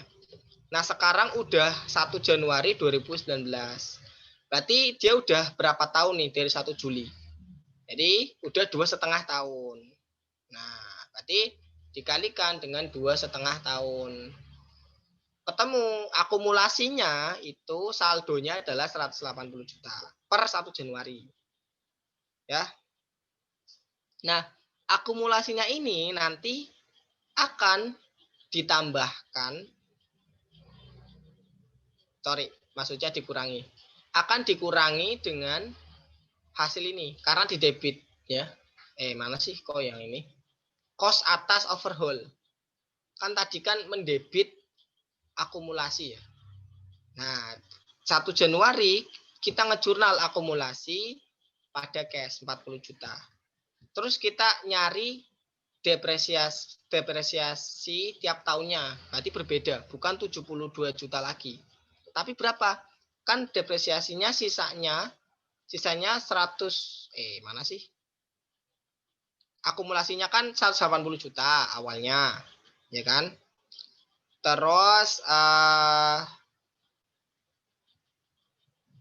depreciable base-nya itu 180 juta. Ini dari mana nih 180 juta? Ini sorry ya. Bentar.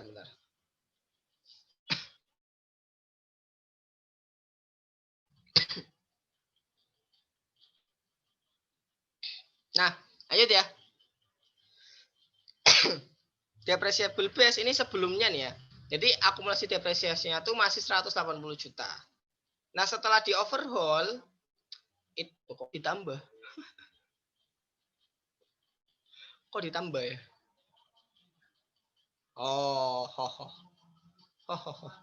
Berarti bukan seperti ini kayaknya. Bentar. Caranya adalah nanti 180 juta ini bukan yang ini ya, bukan. Bukan yang ini ya. Bukan. Tapi yang mana? Yang mana? Benar gak sih? Bentar.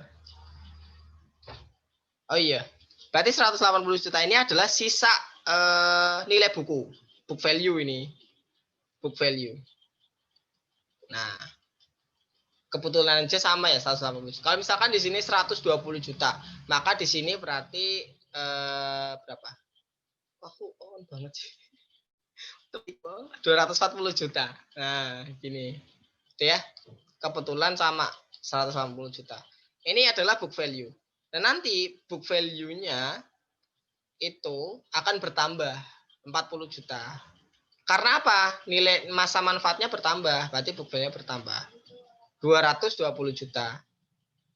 Ini untuk menentukan depresiasi tahun ini ya, tahun ini. Nah, terus sisanya berapa? Sisa tahunnya. Kan kita udah habis 2,5 tahun. Berarti kan sisanya 2,5 tahun kan, karena masa manfaatnya 5 tahun. Terus ada tambahan 3 tahun. Berarti sisanya adalah 5,5 tahun. Nah, depreciable base yang baru adalah 220.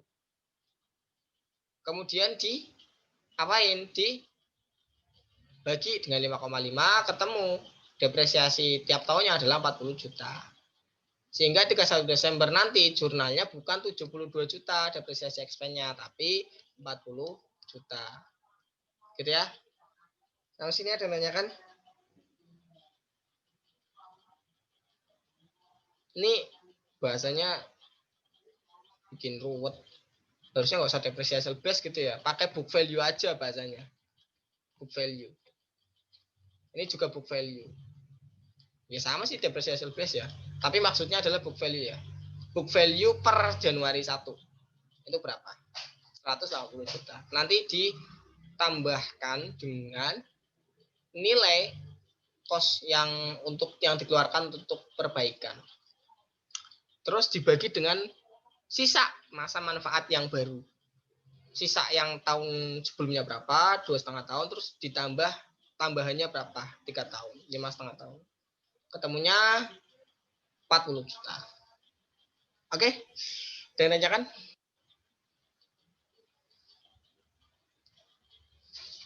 Enggak ada lanjut. Terus pelepasan.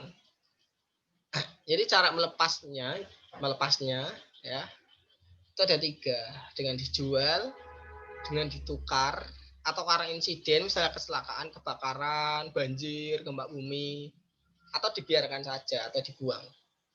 Yang paling sakit sih ini. Dibiarin aja. Dibuang. Ya. Dijual ya, tahu lah ya, dijual. Kita dapat duit, bisa close, bisa gain. Ditukar, kayak contohnya yang tadi, yang aset substansi komersial atau non komersial. Kalau tidak sengaja insiden, berarti nanti kita mengakui loss, rugi ya. Kalau dibiarkan saja atau dibuang, ya asetnya dibiarkan saja sampai masa manfaatnya habis. Terus ya udah dibuang aja gitu. Nah, ini contoh. Intinya adalah sebelum melakukan pelepasan PPE, kita harus mengakui dulu beban depresiasi. Ini yang sering lupa biasanya. Kita akui dulu beban depresiasi sampai pada tanggal PPE itu dijual. Tujuannya apa? Untuk menentukan akumulasi depresiasinya per tanggal penjualan. Misalnya nih, PPE dijual 30 April, maka kita harus mengakui beban depresiasi selama Januari sampai April, 4 bulan. Intinya adalah sebelum kamu melakukan jurnal penjualan, kamu depresiasi dulu. Itu yang biasanya lupa. Biasanya langsung penjualan, langsung dijual. Karena nanti menentukan nilai gainnya loh. Gain atau loss-nya kalau kamu belum mendepresiasi itu akan beda. Oke.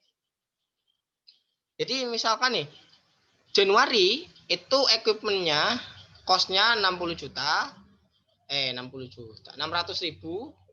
akumulasi depresiasinya 120.000. Nah, masa manfaatnya itu 5 tahun, metode penyusunan garis lurus dijual pada tanggal 30 November 2019. Tadi kan logikanya nih, kalau dia sudah disusutkan 120.000, berarti dia sudah berapa tahun dipakai gitu ya. Jadi hitung aja, 600.000 dibagi 5 tahun. Berarti 120.000. Oh, berarti dia baru dipakai 1 tahun gitu. Baru dipakai 1 tahun dijual. Gitu ya. Nah, biasanya langsung tuh anak-anak langsung ngejurnal, equipmentnya ditutup Kak, akumulasi depresiasi 120.000, equipmentnya 600.000, terus kita dapat cash 420.000, berarti kita loss 60.000. Kan salah ya, karena apa? Kita belum depresiasi. Itu kesalahannya fatal. Kenapa? Karena kan kita ngejualnya 30 November. Berarti kan dari Januari sampai November berarti kita udah make. Berarti harus didepresiasi dulu tuh sampai November. Ya, depresiasinya berapa? Ya ini 11/12 dikalikan 120.000 tiap tahunnya. 600.000 bagi 5. Ketemu 110.000. Berarti sekarang akumulasinya adalah 230.000. Nah, ditutup. Cashnya 420. Equipnya 600. Berarti ada gain 50 juta. 50 juta. 50.000. Oke, sampai sini ada yang tanyakan? Gitu ya. Jadi perlu diperhatikan sebelum nutup jurnal penjualan, depresiasi dulu.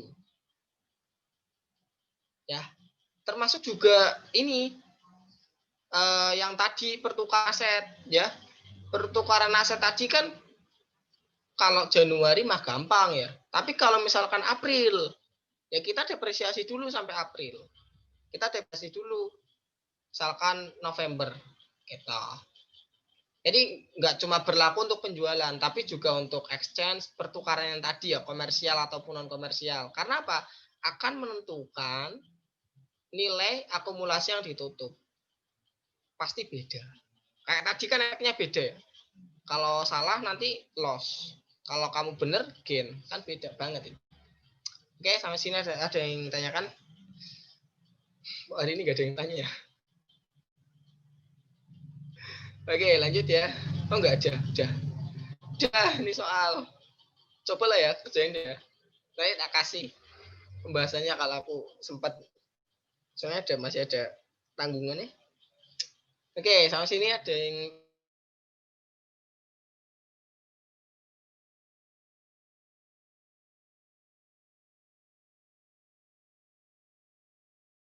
tanya? Gak ada yang tanya ya?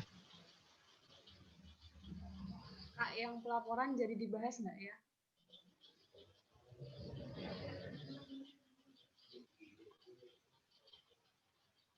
Gimana? Kenapa? Yang pelaporan jadi dibahas nggak ya? Oh iya, pelaporan.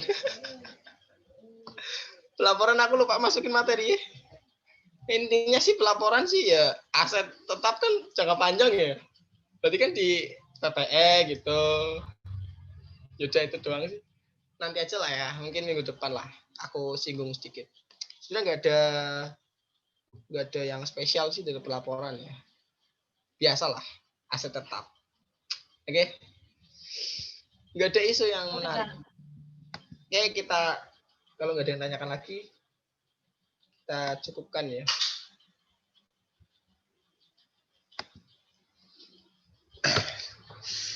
Kalian kok off kamu semua sih? Malesin banget ya.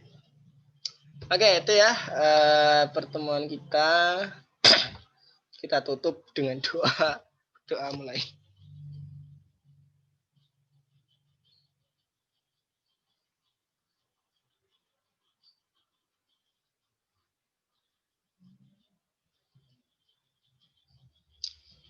doa selesai. Oke, aku tutup ya. Mukaku kayak. Oke, aku akhiri. Assalamualaikum warahmatullahi wabarakatuh. Selamat malam semuanya. Selamat malam, Kak. Terima kasih, Kak Yasin. Malam, Kak. Makasih, Kak. Mimpi indah Kak gitu dong. Terima kasih, Kak. Mimpi indah, Kak Yasin.